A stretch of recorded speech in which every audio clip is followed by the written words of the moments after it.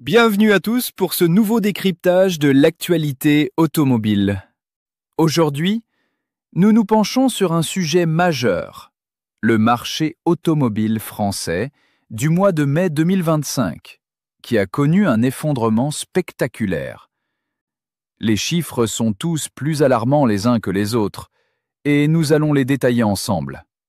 Nous parlerons bien sûr du segment électrique, où la situation est également catastrophique, ce qui n'est malheureusement pas une surprise. Nous tenterons de dégager les grandes tendances et d'expliquer les raisons de cette situation critique, même si vous avez sans doute déjà votre propre idée sur la question. C'est donc le grand dossier du jour, et j'espère qu'il saura retenir votre attention. Les chiffres du marché français pour le mois de mai 2025 sont bien plus qu'une simple déception. Ils révèlent un problème profond sur le marché du véhicule neuf en France. Comparé au mois de mai 2024, les ventes ont chuté de 12,3%, ce qui est tout simplement énorme. Cette baisse porte la moyenne annuelle à moins 8,2%, un chiffre très préoccupant. Pour vous donner une idée claire de la situation, il n'y a pas eu un seul mois en 2025 où les ventes ont dépassé celles de 2024.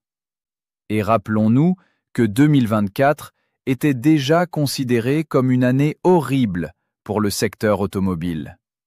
Généralement, le mois de mai est un mois plutôt porteur pour les ventes, ce qui rend cette contre-performance encore plus inquiétante.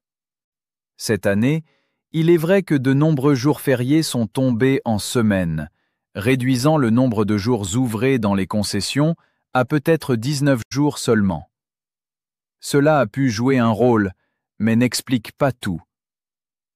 Si vous appréciez ce décryptage et que vous voulez donner de la force à la chaîne, c'est maintenant que votre soutien compte plus que jamais.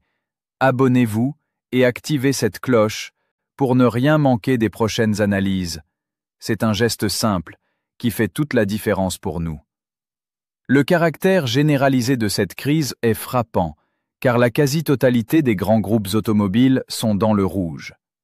Chez Stellantis, la baisse est de 10%, ce qui est légèrement moins mauvais que la moyenne du marché, mais reste très faible.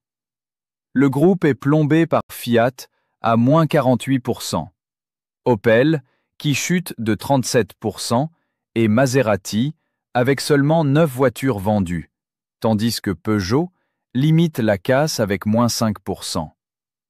Du côté du groupe Renault, la situation est similaire, avec une baisse de 7%, se maintenant un peu au-dessus de la moyenne du marché. Cette performance est portée par Dacia, qui affiche une croissance de 12%, alors que la marque Renault elle-même recule de 15%. Un autre grand groupe qui a beaucoup souffert est Toyota, avec des ventes en baisse de 25%, un chiffre particulièrement inquiétant pour le constructeur japonais dont l'année 2025 s'avère difficile.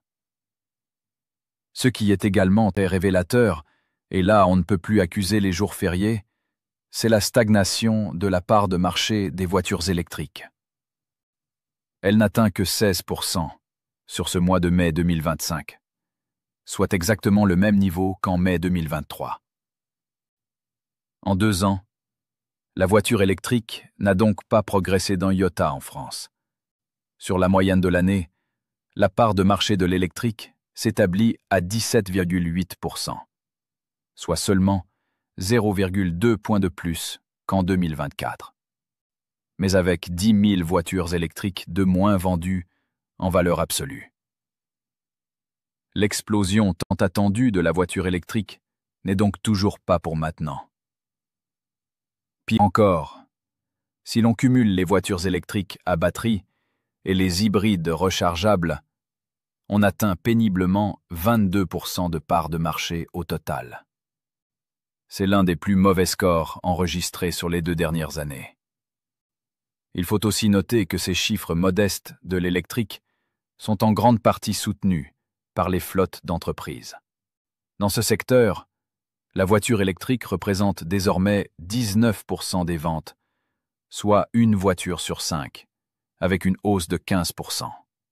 Cette croissance est principalement due à une fiscalité extrêmement pénalisante pour les véhicules thermiques et une partie des hybrides. En revanche, chez les particuliers, c'est la chute libre, avec une baisse de 58% des achats de voitures électriques. La voiture électrique ne représente plus que 14% des achats des ménages. Les analystes peinent à expliquer cette baisse brutale. Certains évoquent les signaux de faiblesse de la Commission européenne concernant la transition vers le tout électrique. D'autres parlent d'un attentisme des clients qui repoussent leur achat en attendant le retour du leasing social.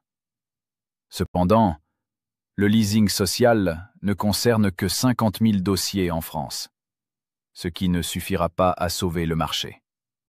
La raison est probablement plus simple. De nombreux Français ne veulent toujours pas de voiture électrique, la jugeant trop chère et pas assez pratique.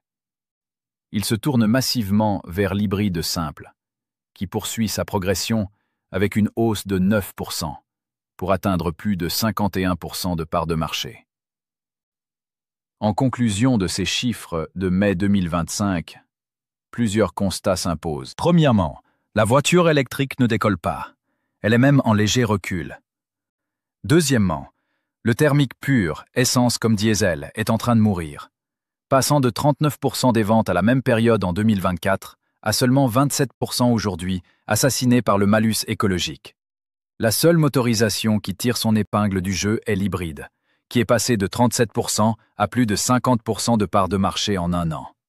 Le prix moyen d'un véhicule neuf en mai 2025 reste de 35 000 € et grimpe à 43 000 € pour une voiture électrique. Ces montants sont tout simplement inaccessibles pour la majorité des Français qui ne peuvent ou ne veulent pas investir autant dans un véhicule. Il y a 20 ans, en 2001, les particuliers représentaient 62% du marché. Aujourd'hui, ils ne pèsent plus que 40%. La majorité des ventes se fait désormais auprès des entreprises, contraintes de renouveler leur flotte pour des raisons réglementaires. Les commandes de voitures neuves sont en baisse de 14%, ce qui laisse présager des mois à venir encore plus difficiles. Aucun redressement n'est attendu à court terme. Les acheteurs sont devenus prudents et attentistes. Pendant ce temps, un marché se porte à merveille, celui de l'occasion. Depuis le début de l'année, les transactions ont augmenté de 12%. Les Français continuent d'acheter des voitures, mais ils achètent des voitures d'occasion. Fait marquant, les voitures de plus de 10 ans représentent maintenant 48% des échanges. L'âge moyen du parc automobile français, qui est déjà de 13,7 ans, va inévitablement exploser et atteindre bientôt les 14 ans. Nous sommes revenus à des niveaux de vente de voitures neuves similaires à ceux du début des années 70. On se demande bien ce qui pourrait relancer la machine. L'État ne semble pas vouloir supprimer le malus, ni remettre en place un bonus conséquent. Les constructeurs, contraints par les normes européennes, ne peuvent pas produire de véhicules moins chers. Sauf miracle, le pouvoir d'achat des Français ne va pas augmenter demain. Nous sommes clairement dans une impasse, et tant que rien ne changera fondamentalement, le marché continuera de souffrir. Dans le top 100 des ventes de janvier à mai 2025, on retrouve en tête les incontournables Clio, 208 et Sandero. Il faut descendre à la 13e position pour trouver la première voiture 100% électrique, la Renault 5, qui perd d'ailleurs en part de marché, passant de 2,1% à 1,9% ce mois-ci. En comparaison, la Clio a vu sa part de marché augmenter, passant de 6% à 6,3%, avec 10 000 exemplaires vendus en un seul mois. Le modèle i de Tesla, star de l'année dernière, est désormais relégué à la 29e place, avec une part de marché qui a chuté de 1% à 0,8%. Nous sommes très loin des super performances de Tesla en 2024. J'attends avec une grande impatience les chiffres du mois de juin, qui est traditionnellement le meilleur mois de l'année. Si juin est mauvais, il n'y aura plus aucun espoir à avoir pour l'année 2025. Je vous tiendrai évidemment au courant.